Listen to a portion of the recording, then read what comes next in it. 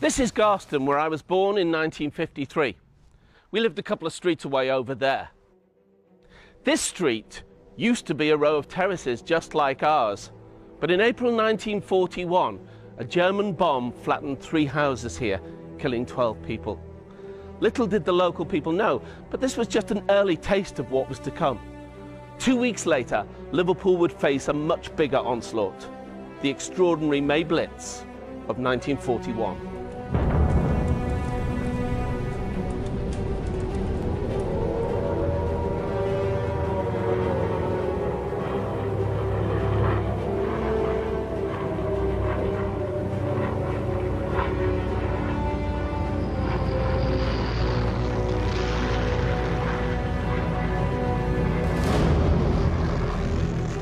The only place in the UK that received a week's bombing continuously outside London was Merseyside.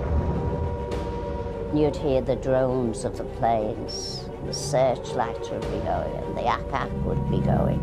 We heard the plane and then I heard the bombs. There was a terrible sound, it was like a double boom, boom, boom. On a night, 50,000 incendiary bombs, any one of which would destroy a building, tons and tons of high explosive. This part of the world wasn't going to get it, but we did. We were totally unprepared.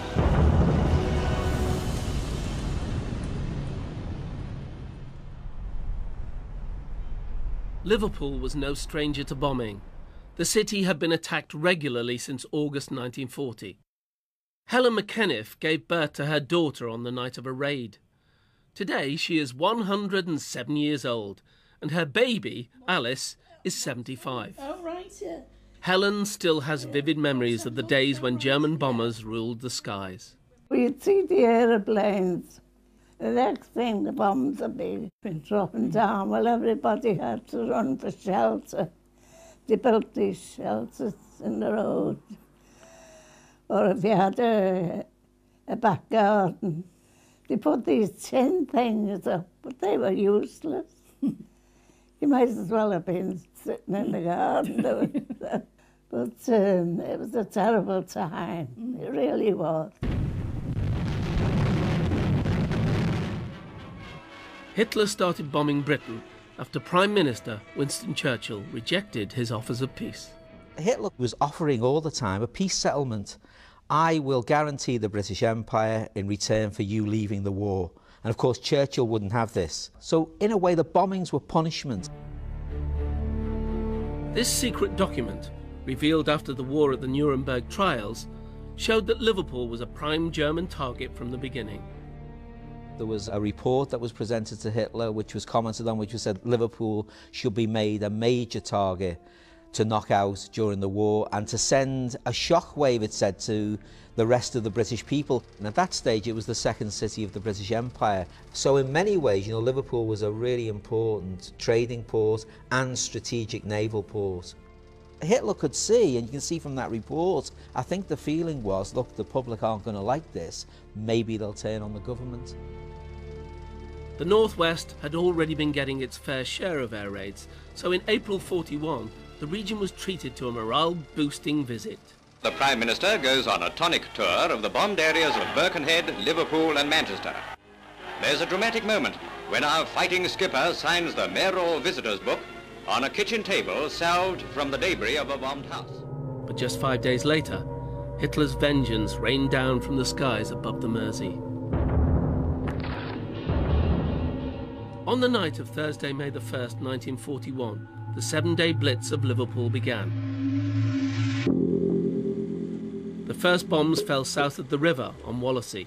The first Liverpool bomb fell in Garston, hitting the Speke Road Bridge. The intended target for that bomb was here, Garston Docks.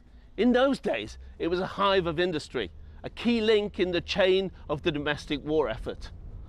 Over the 7 nights that followed, Garston would get off lightly. But all along the Mersey, bombs fell like rain, and Liverpool and Bootle would be devastated by the might of the German Luftwaffe. On that first night, the bombs fell on Wavertree, Everton and the city centre. The Dingle area of Liverpool 8 also took a pounding. This is Peter Whitney and his little sister Jean sitting on the rubble of their bombed house in Woodruff Street. I took them back there to hear their story. Peter, Jean, here we are in Woodruff Street where you grew up, but it's not as you knew it in 1941, is it anymore? No, not at all. It's used to run straight from the top Park Road, yeah, all the way down to Mill Street, and we were up in number 37. We heard the siren going, so my mum said, get under the table. We heard the plane, and then I heard the bombs. There was a terrible sound. It was like a double boom, boom, boom, and eventually all hell broke loose. The noise, the breaking, the shattering, and everything went quiet. We heard people going past, and the air raid wardens and the helpers, and they said, everybody dead in 37. Wow. And my mum said, we're in here, we're in here. So they said, well, why should there's somebody in there? And then the plane come back and it dropped another bloody bomb. It must have had one left. And I was just blasted down the street. You were out in the street and you got blasted again? Yeah. The sirens was the only thing. Even though I was so small, I can still remember the sirens, you know, when it came over. So we then decided to move into 32, which was this one here. Right.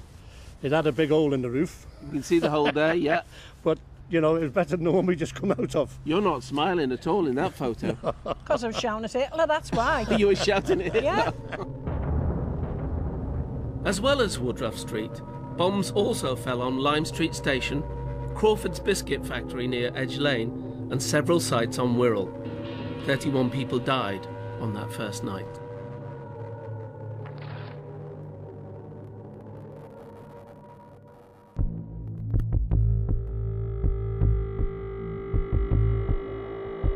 In an aircraft hangar near Berlin, a German bomber is being restored. This is the Heinkel 111, the plane which did most of the damage in Liverpool. The entrance for the 5 men in the bombers was there. The bombs, they dropped out of this part of the aircraft. The Germans had 2 main types of bombs.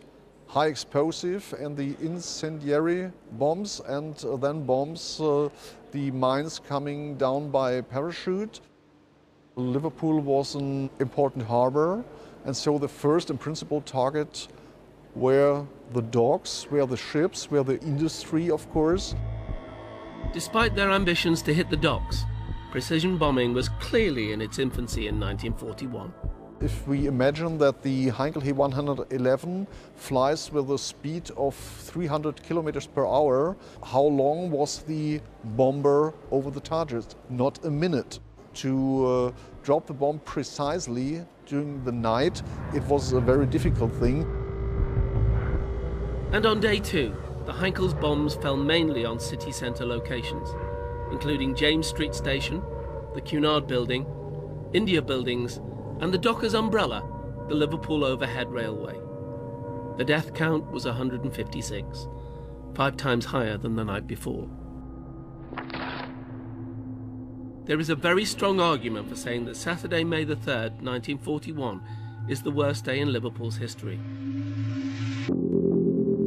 Wave after wave of German bombers flew over the city that night and, with the benefit of a full moon, hit targets at will. There was just then a different atmosphere altogether, that it was war. You knew things were happening and places were getting bombed, and you thought, I wonder what's being hit tonight. The city burned ferociously, and on the ground, the fire service was totally overwhelmed.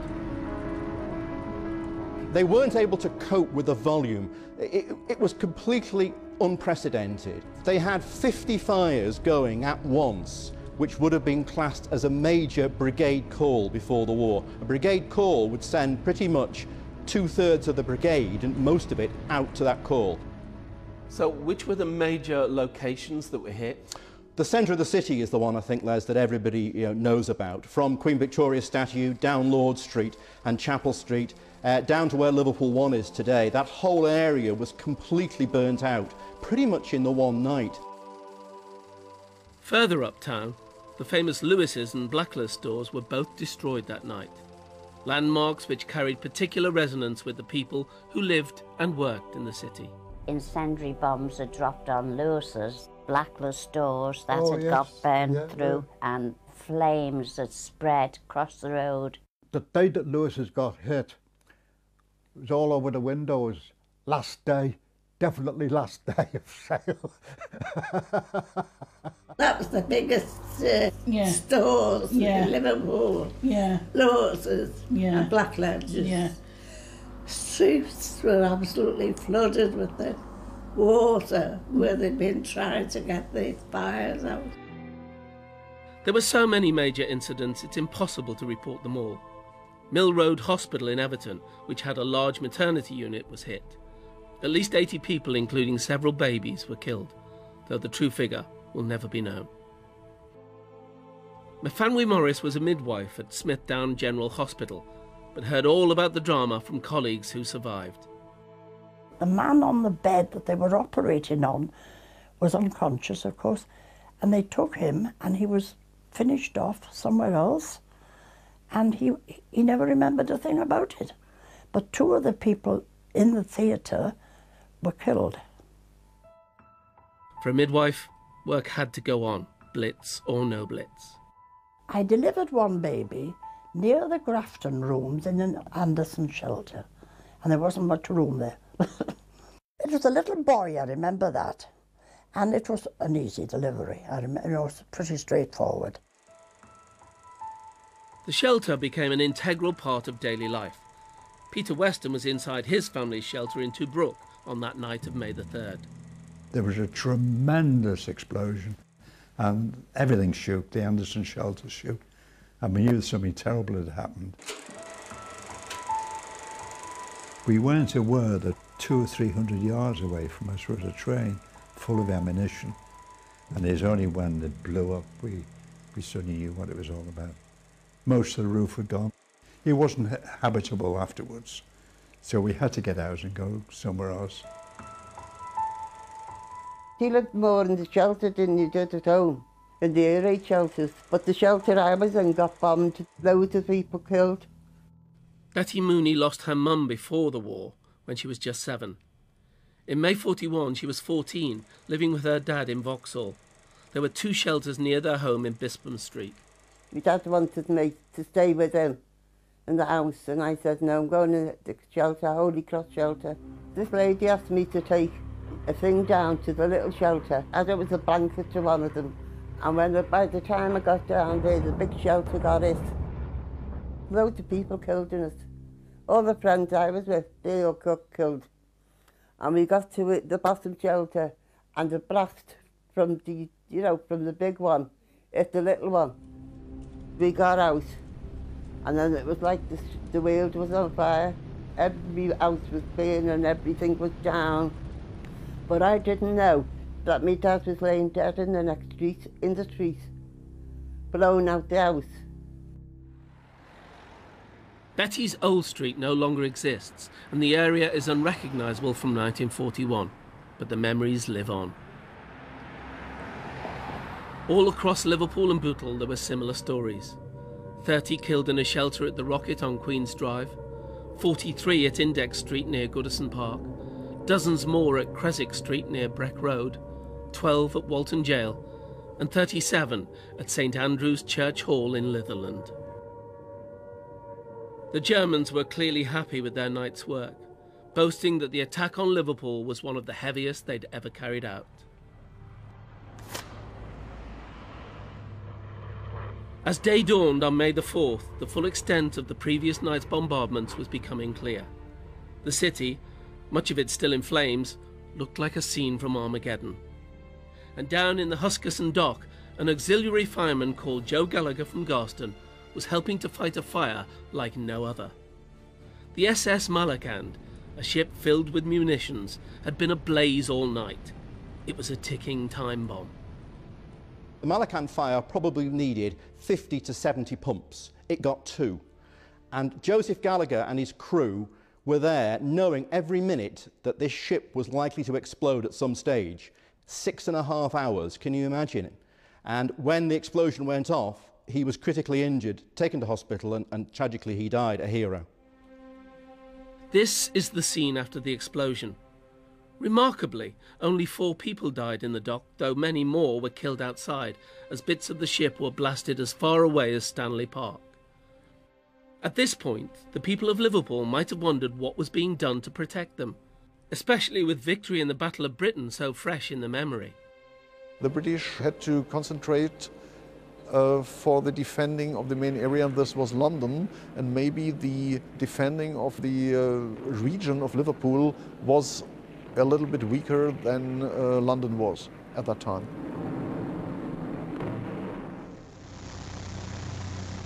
When the Germans broke through into the Low Countries and they started using the French airfields, we were in serious trouble. They came at will, wave after wave after wave. How many planes would come over here? In that particular period, roughly about 1,400 aircraft. And how many did the RAF bring down? In this particular part of the world, 13. That was our contribution to the effort. And to do that, we had 4 squadrons flying. How good was the ground defence? It was useless. It's as simple as that. All it did was keep aircraft flying above a certain height. The Germans, once they knew where your defences were, could adjust themselves to fly wherever they wanted around it even. One thing we did have was a system of decoys designed to fool the German bombers. Pinewood and other film studios helped build a series of fake installations of key targets on open spaces across the UK. The decoys were operated from bunkers like this one, overlooking the Dee estuary, where incredibly, a scale model of Garston Docks had been built. From 20,000 feet on the night time, Garston Docks would have been here. Absolutely realistic from 20,000 feet. Lighting, fires, effects, every sort of fire that could have happened in a dock, the art of decoying was incredible. Did they destroy that decoy of Garston Docks? No, because when you're building with canvas and string, you can put it back up the next day. It's as simple as that. It's not known how many bombs the decoy took, but even one could have saved dozens of lives. On May the 4th, another 53 lives were lost as the Blitz continued.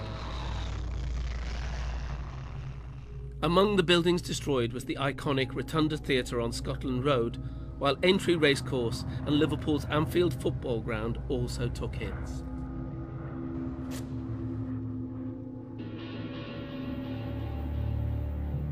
The city's cultural quarter was counting the cost of the bombs. On William Brown Street, both the library and museum had been gutted by fire, with the loss of thousands of books and countless rare artefacts. Twin statues of Sekhmet had been preserved for over 3,000 years, but that week they were shattered in the blaze. Happily, they were eventually restored and now stand guard at the entrance to today's Liverpool World Museum on the same site. The Museum of Liverpool has many Blitz-related objects on display, but I went to its secret store to see if I could find some more. When we were putting together the Museum of Liverpool, we knew that we couldn't tell the story of Merseyside without focusing some of it on the Blitz. Those 7 days were, huge. It's a baby's gas mask. A baby's gas mask? Yes. The baby goes inside the gas mask? Correct. Oh, well, that's amazing. And the girlies of Liverpool decided that they wanted to get a bit stylish. And so they started to actually make their own gas mask holders. And then it became an industry. Handbags? They all look like handbags. These books here are really interesting because we've got one here called, it's published by the Daily Mirror, Spot Them in the Air. The idea was that it had silhouette outlines of all of the different aeroplanes that you were likely to see over the city. You could pick out Messerschmitts and Heinkels. If you were brave enough to come out of the shelter exactly. to do so. And this is really interesting. What's this one? It's all in German, so you better talk me through this one. This book was produced and this was given to the bomber pilots. It's a target book for them to know where they're targeting and what they're targeting. Liverpool, Birkenhead, 1 Million Einwohner. It seems the books weren't all the bombers relied on. This never-before-seen footage shows that Luftwaffe pilots were given thorough training in how to find their targets all along the Mersey. Bekannte Flakstellung ist im Bereich des Modells. This caption tells them that X marks the location of a known anti-aircraft gun installation. 3 Hochhäuser, davor Landungsbrücke. And this one refers to 3 high buildings by a landing stage, or the 3 Graces, as they're known in Liverpool. Despite this attention to detail, bombs continued to fall in civilian areas. On that night, one in particular created a lasting monument in the city.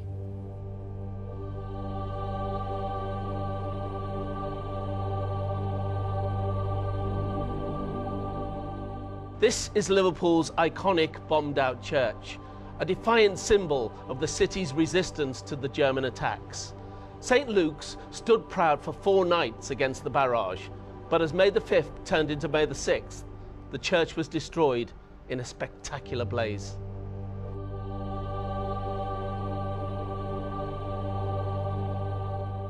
St. Luke's Church, the doctor's church, I saw that going up in flames. I didn't actually see the bomb drop, but I saw the fire. Rodney Street was like London's Harley Street. That's why it was called St. Luke's. He was the patron saint of doctors. As well as St. Luke's, the bombers also hit the city's parish church of St. Nicholas, as well as the Royal Infirmary. The death toll was 18, the lowest of the week. The people of Liverpool must have thought it was never going to end. By now, the fire service was on its knees. The full-time fire bobbies, as they were known, and the thousands of auxiliaries were running on empty. At the Fire Service Museum in Bootle, I got an idea of the limited facilities the volunteers were working with at the time.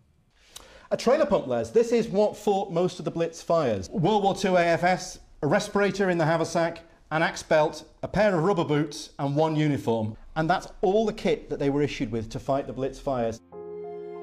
They were risking their lives. They were out for 12, 14 hours. And during the May Blitz, they hadn't been able to extinguish all of the major fires before the next raid came in. And they knew only too well, because their families lived nearby. You know, it was their home. It was personal to them. The city's wonderful custom house building, known locally as the 4th Grace, went up in flames this night. And not for the first time. It was a beautiful building, the custom house. And the big dome was all lit up. And when we got halfway down Park Lane, the glass suddenly shattered with the heat and all the flames went up. And the rumour went round that Liverpool was under martial law, put this ring around the custom house because of all the duty-free stuff that was in there. They were frightened of looters. Again, the number of bombers was relatively small, just 27, but they managed to claim the lives of another 64 people. Along with the custom house, the town hall also took a hit.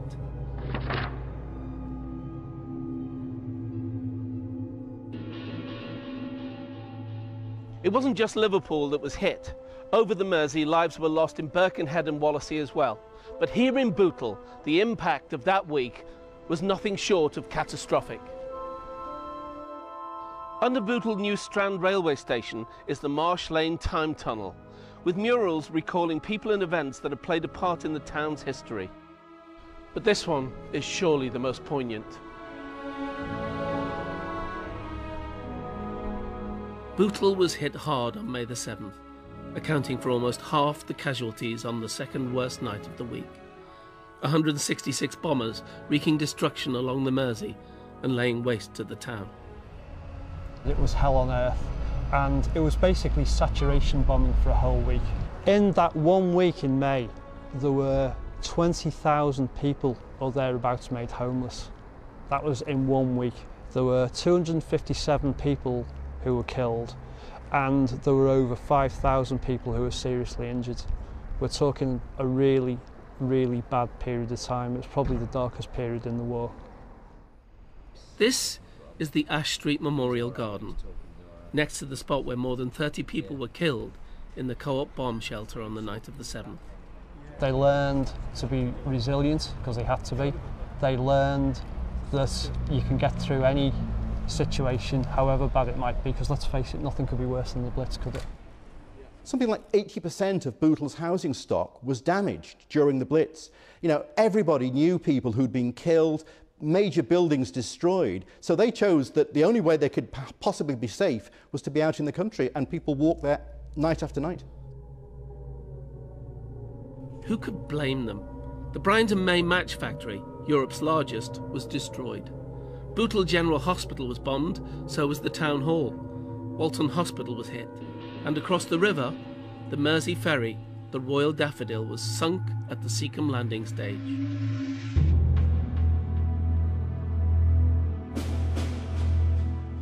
This was probably the scene in hundreds of homes that week. The boy playing with his toy aeroplane, his mother clinging onto her baby, imploring him to come down to the shelter in the basement. No bombs, no bombers, no soldiers, no firemen, just ordinary people living through the most frightening times of their lives. Yet on May the 8th, it all stopped as suddenly as it had started. Well, it stopped for the simple reason that Hitler had moved his attentions to the attack on the Soviet Union. So if he's bombing Britain heavily, Stalin, who's got a pact with Hitler at that time, is not going to say, oh, he's going to attack me now. So it was in many ways a diversion. For the people of Liverpool, it had been anything but a diversion. I know that for my family and for everyone else's, the relief was incredible. You felt as though the whole war had stopped, really, because you were able to go to bed in your own home without the thoughts of the Germans coming over to bomb you. If it had gone on much longer, it probably would have crippled Liverpool. It would have been a disaster for the country, not just for Liverpool. Even today, the memories are still deep and painful. Peter Whitney was just 5 when that bomb dropped on his home in Dingle. On a recent visit to the Imperial War Museum, the trauma of that night finally caught up with him, and recounting it to me proved too much for him once again. I said to my wife, I've got to get out. So I went outside and I sat on the windowsill. I just cried, and I didn't stop shaking for about 4 days. Oh. Yeah, just come back too sudden. Oh, you're all right. Get it out, mate. Come here. You okay? The final toll was 1,784 dead in a week. 3 times the number killed in the worst attacks on Coventry. Yet it seems that Liverpool's is a kind of forgotten Blitz. The Blitz spirit was incredible, but the city's infrastructure was devastated and would take decades to be rebuilt. Such was the carnage on the streets that bins had to be used for body parts found in the rubble. 7 days after the Blitz stopped, there was an official ceremony to bury the dead at Anfield Cemetery. Of 554 people laid in a mass grave, 373 were unidentified. Individual coffins were placed into the brick-lined vault. Each one was covered with the Union Jack, and mourners lay flowers. The Bishop of Liverpool said, "They sought not to kill, but only to endure." And surely this is the story of our 7-day Blitz. The people of Liverpool have been thrust unwillingly onto the front line, largely unprotected. The bishop's prayer concluded, "The enemy has broken their bodies and may break ours, but they will never break our spirits." They certainly didn't do that.